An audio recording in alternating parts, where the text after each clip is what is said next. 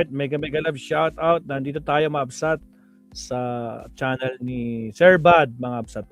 Zaldico, wala na sa Zex Republic DOJ. Zex Republic, sinisi ang kapalpakan. Nino? Kaninong kapalpakan to? Kapalpakan ng PNP, Jovic at PNP sa Interpol. Tingnan natin. O, so ito. Headline to kanina, guys.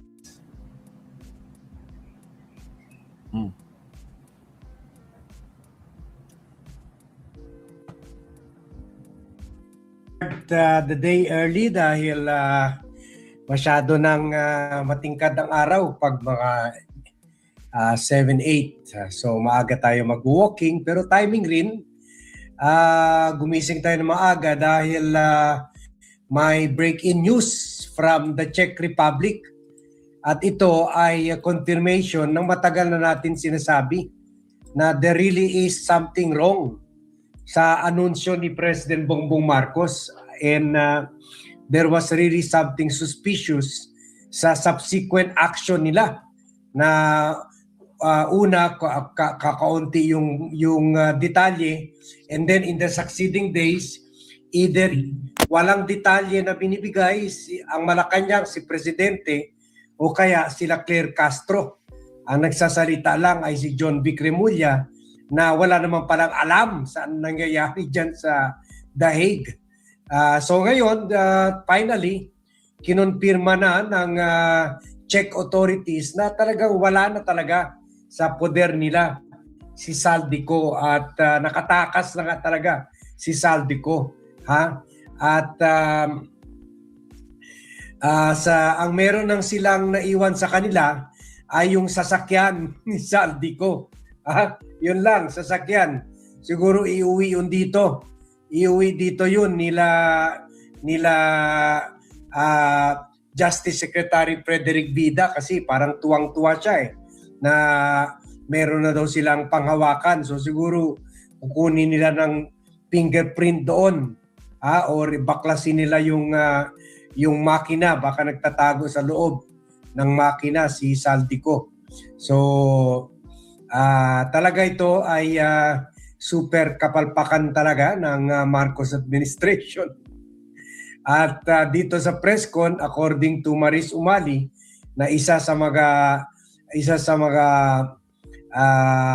nag-cover kay sa high level pa ang tawag nitong si President Bongbong Marcos, high level delegation. High level pero low intelligence. High level low intelligence kasi ang dami naman natin ambassador diyan. Siguro sa trip nila mga 5 o 10 sila yan. Meron tayo gumasta ng 5 to 10 million sa mahal ng ticket ngayon. Plus hotel nila. Mga 10 to 15 million ang ginasta ng taong bayan. Pero ang nangyari lang dyan, pumunta lang sila para para tiyakin na tama yung sinasabi ni VAT noon pa man. Pati tayo kasi nabudol ni Presidente. Nag-salute pa naman tayo kay Presidente. Yung pala, wow, mali pala. Fake news pala ni Presidente. Kasi hindi nga nila masabi kung na-arresto Accosted na ginagamit word nila. Accosted, yung pinatabi lang, kinausap, and then pinakawalan na. Obviously, may ginagagamit pa ng passport si Zaldico na iba. So, wala rin. So, eto naman si John Vic, puro pa-epal, wala naman siya alam. Nire-repeat lang niya yung sinasabi ni President Bongbong Marcos. Hindi naman boses niya ang gusto natin marinig. Boses sana ng Department of Foreign Affairs kasi dapat sila ang nangunguna dyan kasi pag sila siguro nag-feed kay President Bongbong Marcos at nandyan na sila, sana gumalaw na sila. It took last Friday inanunsyo ni President Bongbong Marcos, it took it took almost 10 days, Tuesday 28. It took almost 10 days bago na confirm. Nagawa na sana yan ng DFA or mga ambassadors diyan the day after. Friday inanunsyo last Friday inanunsyo ni President Marcos, sana by Saturday, Sunday na konfirma na nila. Hindi na kailangan gumasta tayo ng 5 to 15 million dito sa trip ng DOJ team. Malalaman at masasabi na yan ng mga DOJ official. Kasi wala naman pala si Saldico eh. Pero kung gumalaw muna sila na secure si Saldico bago inanunsyo, baka may nangyari pa. Friday nalaman nila yung report.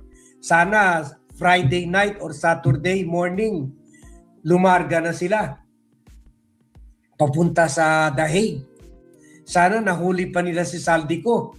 Baka na-held pa yun in 24 hours. Wala. Na pumunta sila mga 3-4 days later. Inuna muna yung press release. Wala, pahiya si Presidente. Pahiya si Claire Castro. Dinepensa pa naman si Presidente kahapon na hindi daw fake news. At yung sinabi na aresto, hindi na arrest, nahuli, accosted na lang ang sinasabi ngayon eh. Accosted, yung nakita mo isang tao, pinapara mo, and then kinausap mo, and then pinakawalan mo na.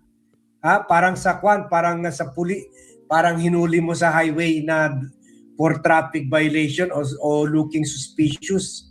Nung nakita mo okay naman yung lisensya, pinakawalan mo na. Accosted eh. Iba yung sa nahuli. Nahuli, parang inaresto mo na pagkatapos hindi mo na pinakawalan. Ito, pinakawalan eh. So, lobat na pala ako. I-play na natin itong bago tayo mawala sa ere.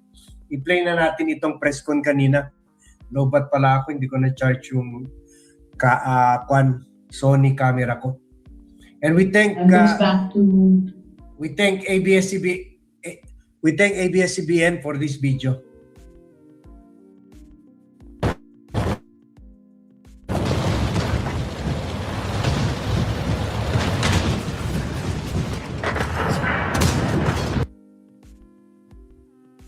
Inquiries goes back to traveling by land. You confirmed, sir, he is traveling by land and you have the vehicle registry. Have you shared this specific vehicle information with the border police of Germany, Austria, Poland, and Slovakia? Or are you legally barred from doing so without an active extradition treaty? One of those authorities we have not shared, but we know that yung registry ng kanyang vehicle na ginamit at information as to the driver. Sir, last na from my end on the vehicle lang. Gaano po pwede natin panghawakan yung vehicle? Is it his? Because as far as I know, he can rent. He can easily abandon that vehicle. Wouldn't that lead to a dead end? Ano pa po yung ibang aspects of that active operation that you are looking at? Because the vehicle, I feel he could abandon it even if it is his. Totoo yan. Diba? Totoo yan. That's why this is not an easy task. Diba? This is not an easy task.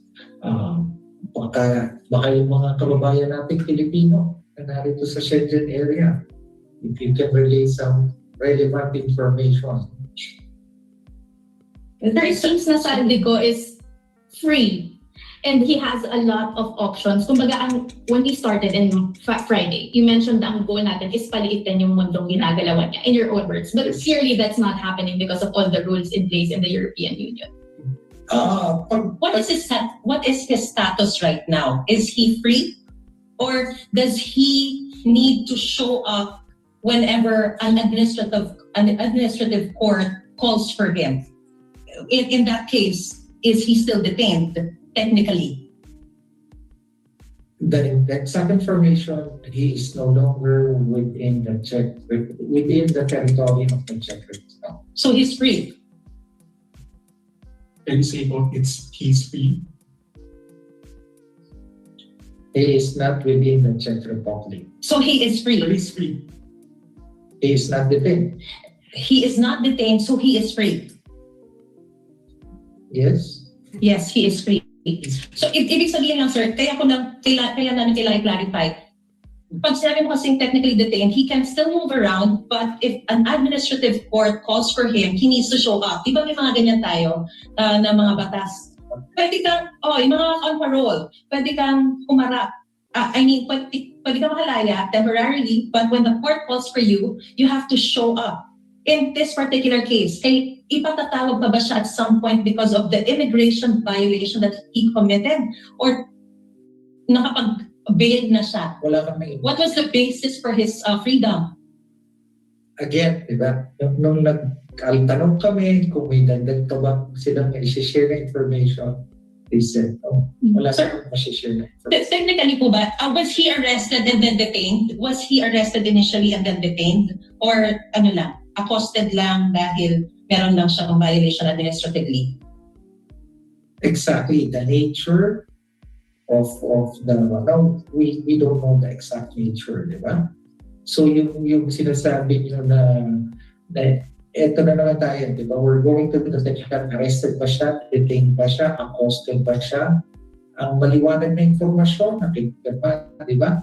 At during April 16, di ba? The President made the announcement. He was within the territory of the Czech Republic and he was under their jurisdiction. Sir, in hindsight, the issue blew up because the president made an announcement. 16 inanunsyo ni Presidente. Kuha na tayo ngayon, 28 na. So, more than 10 days to confirm. At gumasta pa tayo ng 10 to 15 million para ma-confirm lang. Something na nagawa na sana ng DILG. At ang question, bakit si Harry Roque alam?